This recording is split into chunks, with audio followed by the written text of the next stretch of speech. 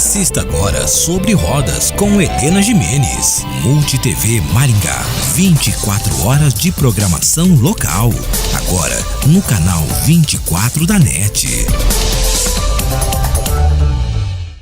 Oferecimento Conrad Caminhões. Caminhões Ford é Conrad Maringá. Olá! No programa de hoje nós vamos mostrar os novos carros de luxo que estacionam praticamente sozinhos. É o novo sistema Park Assistant. E mais, conheça o primeiro carro elétrico da BMW. Tem também uma matéria super especial sobre pneus para caminhões. Isso e muito mais agora no Sobre Rodas.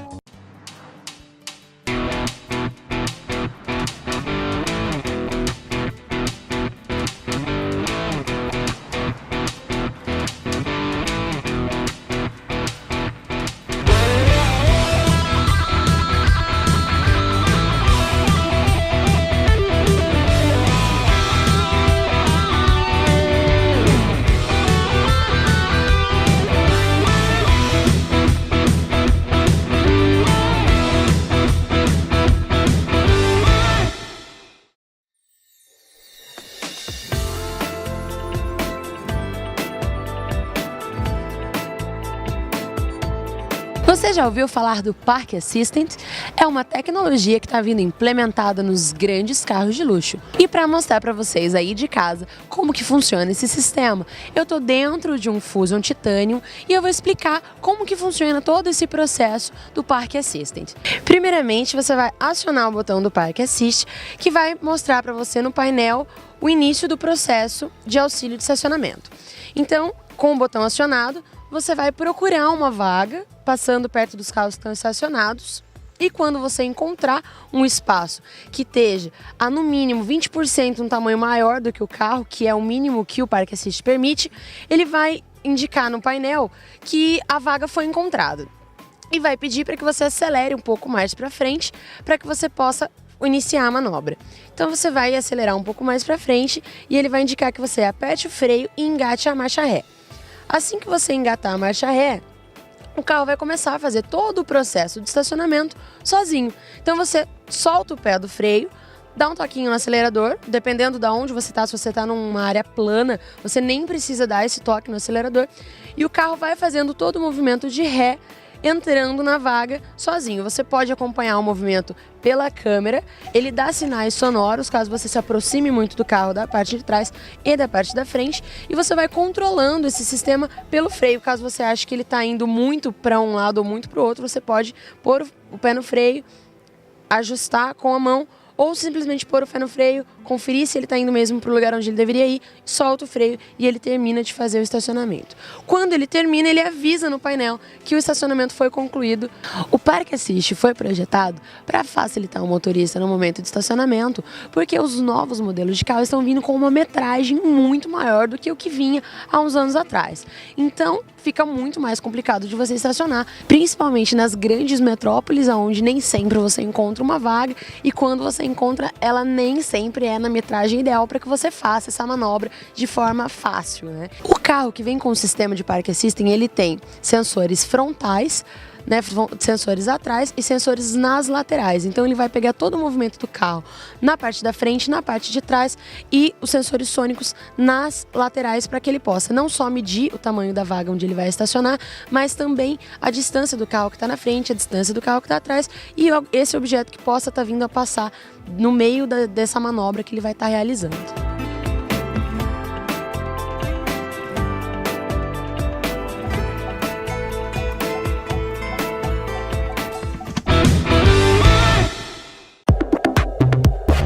A BMW está prestes a lançar o seu primeiro modelo elétrico no Brasil. Com a apresentação marcada para o mês que vem, algumas concessionárias no país já realizam uma espécie de pré-venda do modelo, confirmada no início do mês pela marca. Serão 140 unidades distribuídas em 10 concessionárias de 8 estados brasileiros. Para promover o lançamento do primeiro modelo elétrico da empresa no país, a BMW criou uma estratégia bem legal, um hot site para o chamado i3, o carro elétrico da montadora alemã. Lá o cliente encontra algumas informações, sobretudo a questão da conectividade do veículo. O i3 será vendido com motorização elétrica de 170 cavalos e as versões não foram ainda confirmadas pela marca. Em São Paulo, a rede responsável pela comercialização do produto é a AutoStar, em 2 lojas. Serão 2 versões do modelo alemão. O que muda é o acabamento e o estofamento dos bancos. A mais simples deve custar na faixa de R$ 180 mil, enquanto a completinha sairá na faixa dos R$ 210 mil. Para encomendar o veículo e começar a sonhar, é preciso desembolsar R$ 6 mil de sinal para, quando o modelo for entregue, realizar a quitação completa e, por enquanto, 10 unidades já estão reservadas no mercado paulista. Em Curitiba, a Euroimport também tem a pré-reserva do modelo por cerca de R$ 220 mil. E segundo as estatísticas, já estão com 2 unidades em fase final de negociação. Na concessionária House de Salvador, na capital baiana, ainda não há unidades vendidas, porém, o carro é oferecido por R$ 230 mil, condicionados a um sinal de 10 mil pratas. Veja agora as novidades da nova motocicleta da Ducati. Eu estou falando da novíssima Multistrada 1200. Confira o VT.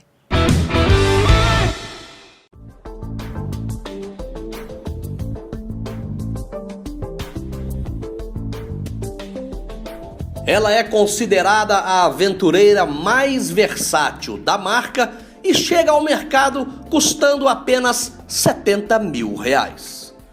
Sinônimo de motos esportivas voltadas somente para o asfalto perfeito, a Ducati também procura sua fatia no segmento das aventureiras no Brasil com a novíssima Multistrada. A máquina é a mais nova aposta da marca italiana, competindo com a BMW R 1200 GS, que é considerada a maior referência do segmento.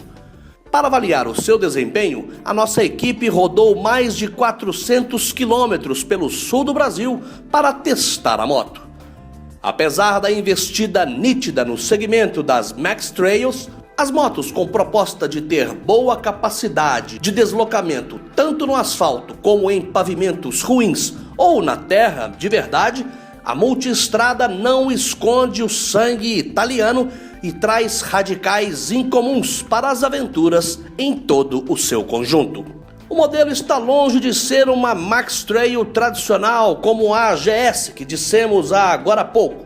A Ducati pode rodar na terra, mas com ressalvas. O motorzão, chamado de testa treta, com cilindros dispostos em formato de L, é bem esportivo, o que faz da máquina ser uma devoradora de todos os asfaltos. Para o seu melhor funcionamento é indicado manter os giros sempre acima dos 6.000 RPMs. Rodando assim, é possível usufruir o melhor do bicilíndrico, que é forte e prazeroso. No entanto, abaixo desta faixa, ele funciona mais timidamente, causando um certo desconforto para o piloto, principalmente para rodar dentro da cidade. Para melhorar esse desempenho, a Multistrada possui um propulsor com mapas de potência, são 4 no total. Enduro, indicado para a terra, Urban para a cidade, Touring para a estrada e Sport, que é considerada a pilotagem mais radical da fera. Suas vendas começaram bem aquecidas no último mês de julho e o modelo segue ainda importado da Itália, mas a empresa confirma que já estuda a nacionalização da motoca.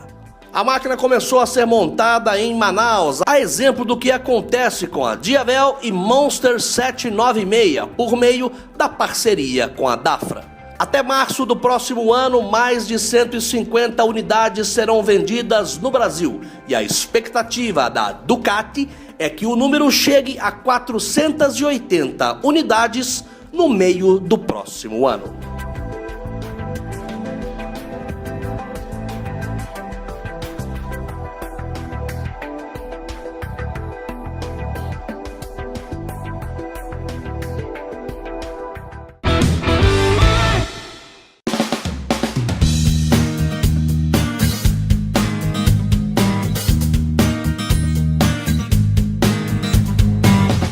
Hoje nós vamos adentrar ao universo dos trucks. Você que tem uma máquina agrícola ou um caminhão, sabe tudo sobre um dos principais elementos da sua máquina? Os pneus?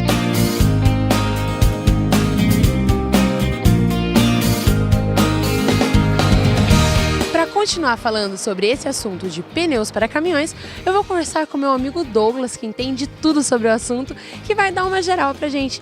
Douglas, os pneus para caminhões é parecido com o pneu de carro? Tem alguma diferença principal entre eles? Como que funciona? Não, realmente pneu hoje são todos iguais, né? Sempre respeitando as medidas para cada veículo e suas rodas respectivamente, né?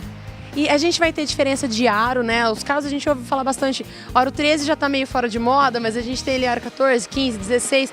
O caminhão também tem essa diferença de aro ou não? É um padrão? Geralmente, hoje, os carros-chefes nossos, que a gente diz, seria 275 e 295, e também os pneus 1000 e 1100. Né? E algumas outras medidas que também são para caminhões especiais. E essa metragem, ela é em polegada, ela é em milímetro? A 1000 e 1100, sim, são polegadas, e a 295 e 275 são em milímetros. O pneu de carro, ele tem um prazo para ser trocado, né? O pneu de caminhão também tem esse prazo para fazer essa troca, ou é através do desgaste, ou ele tem esse período mesmo de quilometragem rodada, como que é? Ele sempre deve ser substituído próximo ao TWI. A dianteira, recomenda-se que retire um pouco antes, e você joga para trás do caminhão para terminar de alisar. E quando chega ao TWI, você retira para fazer a recapagem, né? E os pneus da Michelin, a gente estava conversando aqui no comecinho, você me falou que eles têm uma opção de riscagem, né? Ele vem com uma borracha um pouco maior, é isso mesmo? Correto. Entre as lonas carcaças e a banda de rodagem, a Michelin coloca um percentual a mais de borracha. Para quê? Quando ele chega ao TWI, você pode ressucar ele. Inclusive, na lateral do pneu, no flanco, vem escrito ressucável. Então você pode riscar o famoso risco no pneu. É permitido por lei e tudo. E as diferenças de aro entre os pneus para modelos diferentes de caminhão, como que funciona? A gente tem um aro específico para um tipo de caminhão? Eu posso alterar o aro de um caminhão igual a gente faz com o carro? Sim, o pessoal hoje utiliza muito na nossa região, principalmente pneus 275 e 295. Tanto para o mesmo veículo. Então, a roda não vai importar muito. A única coisa que você tem que fazer é a ferição do tacógrafo, para não interferir na velocidade do veículo, né? E essa alteração que é medida pelo tacógrafo, como é que ela funciona? É pelo tamanho do pneu, a quantidade de rodagem? Isso. O pneu 275 ele é menor que o 295. Então, a tendência é que ele tenha que rodar mais para dar a velocidade. Então, você precisa ferir o tacógrafo novamente quando você faz essa substituição para não interferir na velocidade do veículo. E ele pode dar essa interferência, você está numa velocidade de repente e o velocímetro está te indicando que você está em outra velocidade, acontece isso? Sim, se você fazer a substituição do pneu, se o veículo vem com a pneu 295, por exemplo, e você substitui por o 275, que é comum em nossa região, portanto, você tem que fazer essa aferição do tacógrafo, senão você vai ter interferência da velocidade, sim, com certeza. E o alinhamento e o balanceamento do pneu de caminhão, né? Ele é igual ao carro, a gente tem que fazer num determinado período também, como é que funciona? Sim, o alinhamento é muito importante para a vida útil do pneu. Se você não faz o alinhamento no período correto, que é entre 10 e 20 mil quilômetros, ali, 15 mil quilômetros, você pode ter uma perca de borracha, o pneu entortar um pouco, e aí o que acontece? Você tem uma perca prematura do pneu. Então você tem que sempre estar acompanhando, fazendo rodízios, alinhamento, balanceamento. Isso é muito importante para a vida útil do pneu. E no caso do caminhoneiro que ele anda numa estrada ruim, né? Acontece, a gente está numa região que tem bastante estrada, tem bastante caminhoneiro. O caminhoneiro que anda muito numa estrada ruim, ele tem que fazer esse alinhamento, esse balanceamento com mais frequência do que o normal? Com certeza, porque hoje, infelizmente, as nossas estradas do nosso país é muito ruim, né? Apesar dos pneus hoje fabricados para rodar no Brasil, ele roda em qualquer local do mundo. Por quê? A gente enfrenta todas as situações adversas do mundo, né? Morro, descida, curva, subida, frio, calor, e nós encontramos todas as dificuldades naturais possíveis em nosso país. Então, os pneus hoje Michelin, ele é para rodar em qualquer lugar do mundo. Mas nunca pode deixar de esquecer de fazer alinhamento e balanceamento. Isso é primordial para a vida útil do pneu. E a calibragem do pneu, né? Ele tem que ser feito com um período específico, faz no posto mesmo, você para ali e calibra o pneu do caminhão. Tem diferença de pesagem, às vezes está carregando uma carga um pouco mais pesada, tem que alterar a calibragem, como que é? Sim, o pneu hoje, ele geralmente deve ser calibrado toda semana. Mas isso é muito difícil, até porque são muitos pneus num veículo rodando. Então, no máximo, a cada 15 dias você deve fazer calibragem.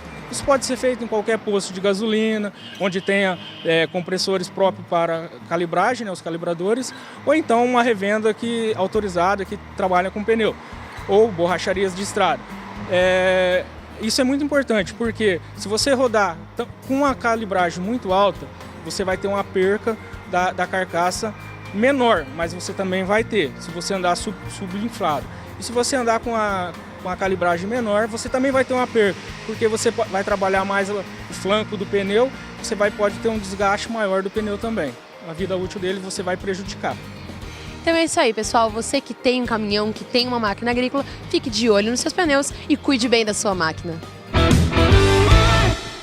Depois do intervalo, a gente vai mostrar para você uma tendência do futuro: os caminhões que não precisam de motorista.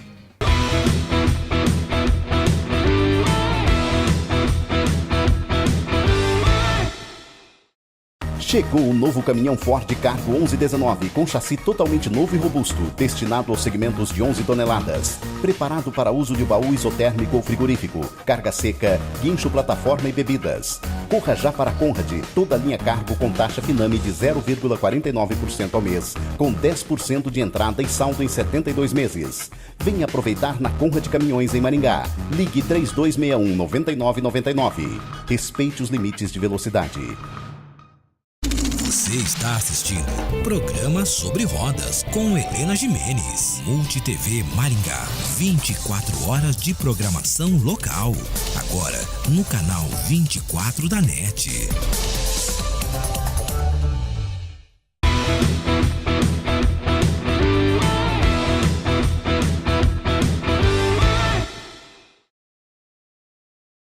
A Harley-Davidson entrou definitivamente no ramo das motocicletas elétricas. A marca norte-americana mostrou as primeiras imagens do modelo que faz parte do chamado Project Livewire. A moto é um conceito e não será comercializada nos primeiros momentos. A Harley fará um tour com a motocicleta pelos Estados Unidos na tradicional Route 66, onde passará por mais de 30 concessionárias até o final do ano, para avaliação dos clientes. Alguns sortudos terão a oportunidade de pilotar a máquina elétrica em primeira mão. A Harley, no entanto, escolherá poucos clientes que poderão ajudar no desenvolvimento da versão final. Sem muitos detalhes divulgados, especula-se que a motocicleta verde cumpra o 0 a 100 em apenas 4 segundos e tenha uma autonomia de mais de 200 quilômetros. A estreia do modelo será no filme Os Vingadores 2. Conhecida por seus modelos equipados com aqueles motorzões consumidores de gasolina, a empresa americana quebra um paradigma na sua linha ao apresentar o projeto Livewire. Apesar de investir em uma área nova, a fabricante norte-americana quis manter neste produto a tradição da marca Harley-Davidson, sempre com os sons marcantes dos seus motores.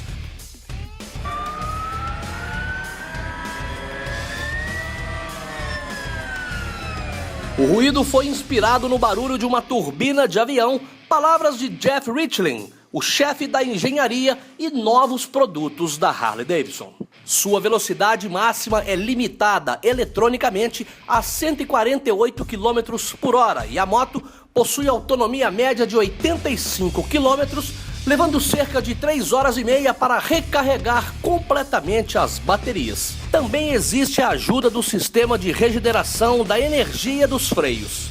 A moto segue o estilo naked, sem carenagens, e o conjunto é totalmente inédito, principalmente no chassi e no conjunto óptico.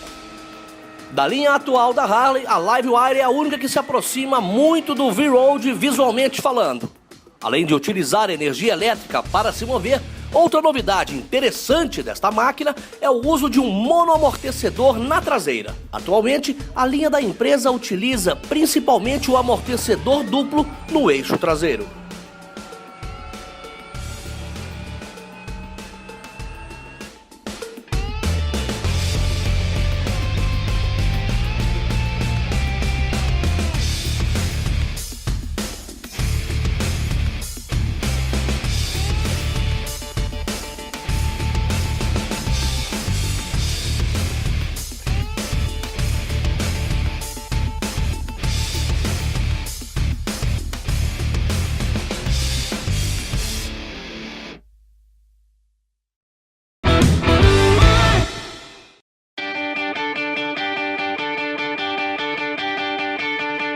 É muito recorrente na atualidade temas que envolvam a poluição e o meio ambiente. Pensando nisso, as grandes montadoras de caminhões desenvolveram tecnologias que tratam os gases poluentes que são emitidos pelos caminhões. No Brasil, existem 2 sistemas que são muito utilizados, o EGR e o SCR. Para falar um pouco mais sobre esse sistema, eu estou aqui com o Fernando Mourão, que é um especialista em caminhão, que vai explicar para a gente como funciona o SCR, que é o Sistema de Redução Catalítica. Fernando, como que ele funciona? Bom, a lei de emissão de poluentes do Proconv, ela visa diminuir a emissão de 2 elementos que são produzidos pela queima interna, pela combustão do motor, que é o material particulado e o dióxido de nitrogênio. No SCR, nós temos uma emissão menor de material particulado, porém geramos um pouco mais de dióxido de enxofre. Nós temos uma geração um pouco maior de dióxido de nitrogênio. Para que nós possamos eliminar esse dióxido de nitrogênio, nós utilizamos esse sistema que é o SCR, que é o mais utilizado em caminhões no Brasil. A grande maioria utiliza esse sistema. Como funciona? Após a queima ser efetuada dentro do motor, esse gás de escape, ele sai, passa pelo cano de escapamento e chega aqui ao catalisador. No catalisador nós temos alguns sensores que leem a temperatura e a quantidade de dióxido que está sendo injetada. Se essa quantidade for maior do que aquilo que o Proconv solicita a nós, é mandada uma informação para um módulo que se chama doser. Esse módulo identifica que há a necessidade de ser injetado no sistema um líquido que nós chamamos comumente de Arla 32, que nada mais é do que uma mistura de ureia e água. Tá? Havendo a necessidade, esse produto é injetado no cano de escapamento a uma certa distância do catalisador. Por quê? Para que ocorra, no primeiro momento, esse Arla 32, essa ureia, ela vai se transformar em amônia, que é aquilo que nós necessitamos. Dentro do catalisador, que é um filtro especialmente produzido para isso, ocorre uma reação química entre a amônia e o dióxido, e esse dióxido se transforma em vapor de água. Olha que legal, nós transformamos um poluente em vapor de água. Com isso, os caminhões que vocês veem hoje em dia, eles não têm mais aquele cheiro forte de diesel, eles não fazem mais fumaça e são muito mais verdes, eles não poluem o meio ambiente. Fernando, você falou pra gente sobre algumas peças desse sistema, né? E uma delas é a doser. Como que ela funciona? A doser é o equipamento que recebe a informação do módulo, codifica e identifica qual a quantidade de Arla 32 a ser injetada. Tá? Ele é o equipamento que é fundamental em tudo isso. Porém, importante também dizer a você, nada disso seria possível se o óleo diesel não fosse um óleo especial. Hoje, esses caminhões, todos os caminhões Euro 5 que estão aptos ao programa Proconv P7, eles utilizam o diesel S10, que é um diesel com somente 10 partes por milhão de enxofre.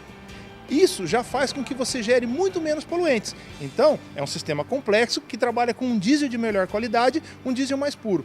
Isso vai se traduzir lá na frente em uma maior economia, um maior prazo de manutenção e uma maior durabilidade de todos os componentes mecânicos do veículo.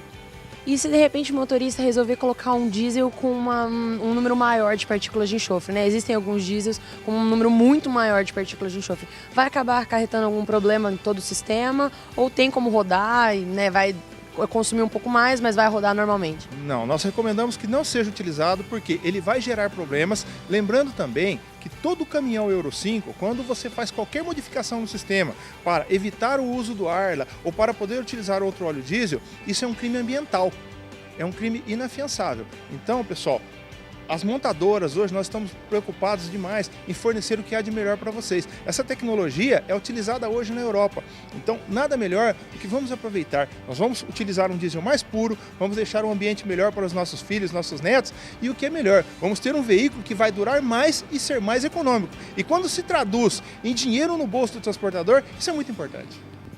Então é isso aí, pessoal. Preocupação com o meio ambiente nunca é demais. Você já conhece o novo Jeep Wrangler? Pois é, ele acaba de sair da linha de produção da montadora americana para as trilhas e estradas do planeta inteirinho. Vamos conferir? De que adianta ser um valentão 4x4 só para desfilar na cidade? De que adianta ter um valente e potente 4x4 e só desfilar na cidade? A nomenclatura Level Red descreve o grau de dificuldade mais alto de uma pista off-road e este Wrangler Tem todo o necessário para esse tipo de uso. Está montado sobre um kit de elevação de suspensão de 5 centímetros com eixos dianteiros e traseiros Dana 44, com a relação de 4.10. A caixa de transferência Rocktrack proporciona uma relação de reduzida de 4.1 para superar obstáculos facilmente. O motor Pentastar V6 de 3.8 litros, acoplado ao câmbio manual de 6 marchas, ganhou um upgrade com o kit Stage 1, que consiste na entrada de ar frio e sistema de escapamento de baixa restrição. A elegância da carroceria do Wrangler Level Red é complementada pelos grafismos vermelhos que percorrem o capô e parte dos paralamas dianteiros. Os para-choques foram emprestados da versão comemorativa Rubicon do 10º aniversário, lançada no ano passado. Com uma parte pintada em vermelho, as rodas também são experimentais de aro 17 e a tala de 8 polegadas, com travas para os arrojados pneus BF Goodrich Mud Terrain de 35 polegadas. O novo jipinho Wrangler Level Red também exibe nos seus paralamas frontais 5 plaquetas que representam as 5 trilhas mais desafiadoras de Moab e merecedoras do título Badge of Honor, que por meio do programa do mesmo nome da Jeep, os donos de veículos da marca conquistam uma plaqueta para cada uma das principais trilhas percorridas em toda a América do Norte.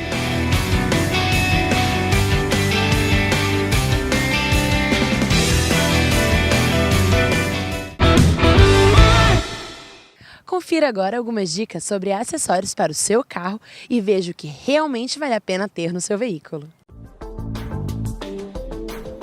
Na hora de comprar o seu carro, evite gastos extras com acessórios que terão pouco uso. Motoristas têm necessidades diferentes e o mesmo item às vezes não serve para todo mundo. É o caso, por exemplo, do teto solar. Um belo acessório e atraente, mas pouco usado pela maioria das pessoas. Basta perguntar para quem o possui. É como comprar, por exemplo, uma casa com piscina em Campos do Jordão, região serrana e fria em São Paulo. Por mais que esteja aquecida, ela acaba virando um item de decoração. Já a cristalização é vendida como uma proteção extra da pintura, exige um polimento antes da aplicação do produto, uma ação que acaba removendo um pouco da camada do verniz natural da tinta. E carros novos não precisam de polimento. Um bom enceramento a cada 2 meses já é suficiente para proteger a pintura sem causar desgaste no verniz. A cristalização realmente renova a pintura do veículo, mas só serve para quando ela mesma estiver opaca ou simplesmente manchada. Você já ouviu falar de balança para pesar caminhão? Sabe para que serve? Como funciona? Há quanto tempo existe? Para conhecer um pouco sobre esse universo, nós viemos até aqui a balança do seu João Gimenez, que vai explicar para a gente como que funciona todo esse processo, né? Há quanto tempo está aí trabalhando, mais de 40 anos, né, seu João? Como que é o processo da balança? A balança de pesar caminhão é para compras de materiais de qualquer tipo de material, desde soja até ferro velho. E esses materiais são recicláveis, né? Muitas vezes, o soja tira o óleo e tudo mais. A pessoa tem esse material e quer vender. A pessoa que vai comprar, antigamente era tudo na sacaria, assim, era mais difícil, pesava individual, tá? Agora, como é a granel, elas são pesadas nas balanças grandes, isso já há muitos anos, como essa aqui que tem 45 anos, é muito antiga. E era tudo pesado aqui, eles pesavam pouco material e ia subindo. E depois transportavam para os vagões e tal. Até hoje é feito assim. Se você for em firmas grandes, é feita dessa maneira. E aqui eu estou há 17 anos aqui nessa balança, que é da família. e a gente pesa para essas pessoas que querem comprar pequenas quantias e muitas vezes passa até a bitrem pesando aqui para conferir as balanças dessas firmas grandes que fazem essas compras. E como que é feita essa pesagem? Vem o caminhão cheio, vem o caminhão vazio, como que é feito? Bom, vem o caminhão vazio ou cheio, tanto faz, né? E depois é descarregado. E aí faz a diferença, como tem os tickets, os tickets são esse aqui, ó. Eles botam a tara do caminhão vazio, quando é vazio, e bruto, quando é cheio.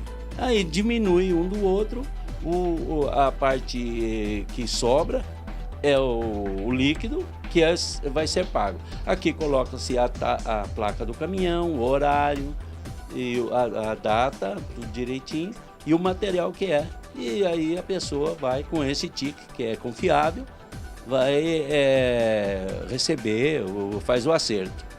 E esses valores, eles são avaliados pelo Inmetro, é isso? Tem uma avaliação? Como é que é feito? Não, o Inmetro é só para aferimento da balança, é anual, né? Eles cobrem se você for no mercado, aquelas balancinhas pequenas, eles faz a cobrança daquilo lá. E essa aqui é a mesma coisa. Só que é lógico que nessa aqui eles cobram muito mais, porque é uma e é grande. E aquelas são pequenas, né? Que aí eles fazem o diferencial, não sei quanto que eles cobram. E, seu João, essa balança, você estava falando aqui pra gente que é a balança mais antiga de Maringá, né? Ela não é uma balança elétrica. Vamos devagarzinho aqui, como que ela funciona? O caminhão para ali, como que é feita essa pesagem? O caminhão para lá do lado de fora, que ela tem 16 metros. Existe balança até maiores, de 20 metros o tamanho. Essa tem 16 metros. Essa é antiga, mas foi a maior balança de Maringá, já foi essa aqui. E ela é chamada balança de varão. Porque as novas, não existe mais isso aqui, porque além do material, estamos em outra época, né, de tudo computador, e a vantagem da balança no computador é para uma firma. Por quê? Aí pesa, põe no computador, qualquer coisa que o gerente ou um superior queira saber quanto que pesou, é só apertar, já sai no computador. Essa aqui não, essa aqui é manual. Então, e é de varão. E ela é feita nessa forma. O caminhão chega, sobe, passa ali em cima, ele tem que ficar totalmente em cima da balança. E aí nós colocamos os pesos, né, vai trazendo no varão e vai calculando. Quando chegar no nível da balança, fecha, trava ela, aí ela é travada e coloca-se o ticket na balança, ali no demonstrador. E aí ele faz a pressão, sai a marca do peso, e aí depois é só diminuir ou aumentar que sai o líquido. Então é isso aí, pessoal. É o Sobre Rodas na História de Maringá, falando sobre a primeira balança de pesagem de caminhões da nossa região. Em breve, caminhões sem motoristas poderão se tornar algo comum nas estradas da Holanda. Em recente comunicado, o governo daquele país divulgou sua intenção de liberar este tipo de veículo dentro do prazo limite de 5 anos. De acordo com o planejamento, já no ano que vem, as restrições legais para este tipo de situação devem começar a cair. A iniciativa será liderada por Melanie Schultz van Hagen, ministra da Infraestrutura da Holanda, que disse: carros autônomos darão uma contribuição positiva ao fluxo de tráfego e também à segurança nas movimentadas redes de estradas holandesas. A escolha das máquinas para inaugurarem a novidade, porém, não é gratuita. Por rodarem muito nas estradas especiais, eles percorrem áreas com menos obstáculos e tráfegos mais previsíveis, o que justifica tal opção. Tudo isso sem falar na jornada extra e exaustiva a que são submetidas os caminhoneiros daquele país. Porém, a liberação de caminhões sem motoristas não vai acontecer de uma só vez. Antes, serão realizadas simulações com computadores e testes em estradas fechadas para comprovar a eficiência e a segurança do mecanismo. A ideia é avaliar também se a novidade vai dar mesmo certo. Caso funcione na prática, a nova tecnologia será aproveitada para o abastecimento do porto de Roterdã, um dos maiores e principais da Europa. Nos próximos 20 anos, esse tipo de avanço irá transformar a relação entre o motorista e o veículo, tornando-a bem maior do que qualquer outra novidade nos últimos 100 anos. A Holanda é o primeiro país a anunciar uma medida deste porte, mas iniciativas envolvendo os veículos autônomos já vêm sendo testadas no Japão e nos Estados Unidos. Entre as principais está o famoso carro do Google.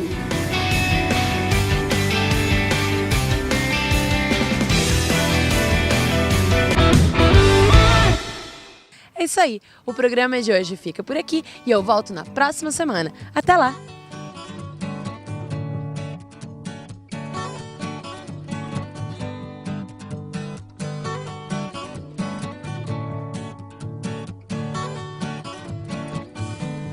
Chewing on a piece of grass, walking down the road. Tell me, how long you gonna stay here, Joe?